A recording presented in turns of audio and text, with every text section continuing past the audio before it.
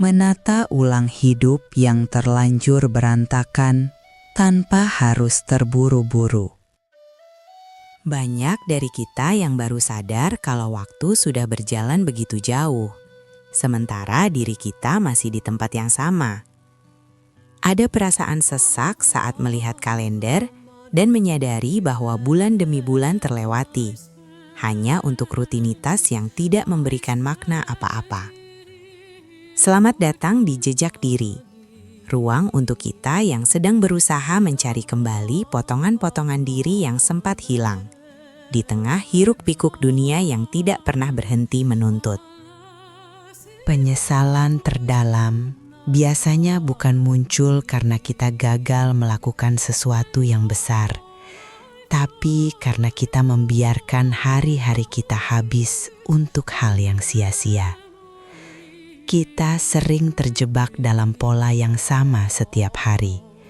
Bangun, bekerja tanpa arah, terdistraksi layar ponsel berjam-jam, lalu tidur dengan perasaan hampa. Siklus ini kalau dibiarkan terus-menerus akan menggerus ketenangan batin dan membuat kita merasa asing dengan hidup kita sendiri. Melakukan perubahan atau meriset arah hidup bukan berarti kita harus menghapus semua masa lalu. Justru, langkah pertama yang paling jujur adalah berani melakukan introspeksi mendalam atau muhasabah.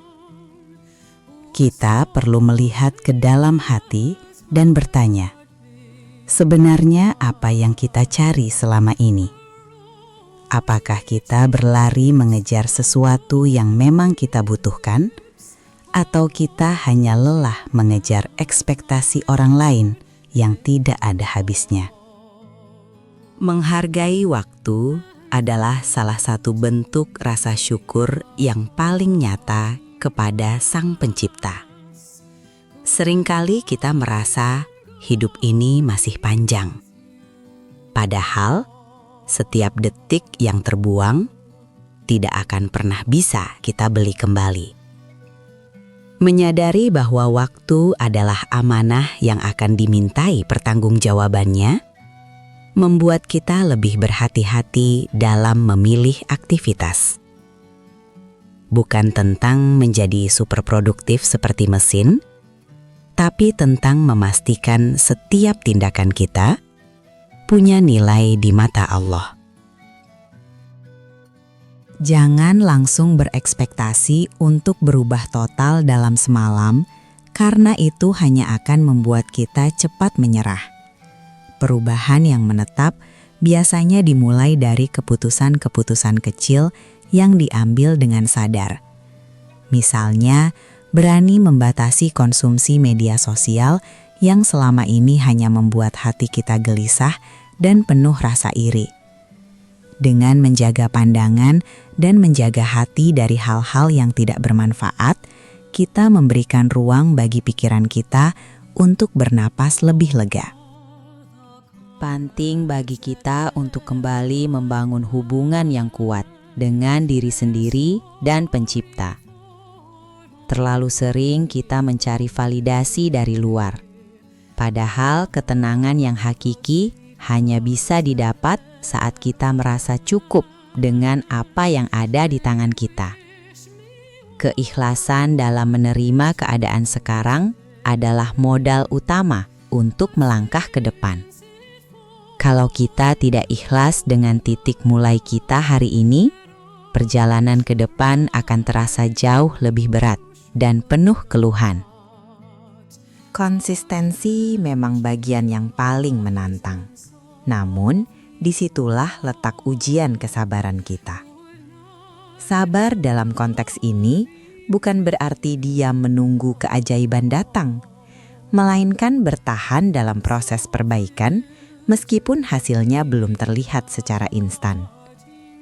Kita perlu memahami bahwa pertumbuhan itu butuh waktu, seperti benih yang harus melewati masa gelap di dalam tanah sebelum akhirnya bisa muncul ke permukaan dan melihat cahaya. Sering kali kita menyia-nyiakan hidup karena terlalu sibuk mengkhawatirkan masa depan atau meratapi masa lalu yang sudah lewat. Padahal, satu-satunya waktu yang benar-benar kita miliki adalah saat ini.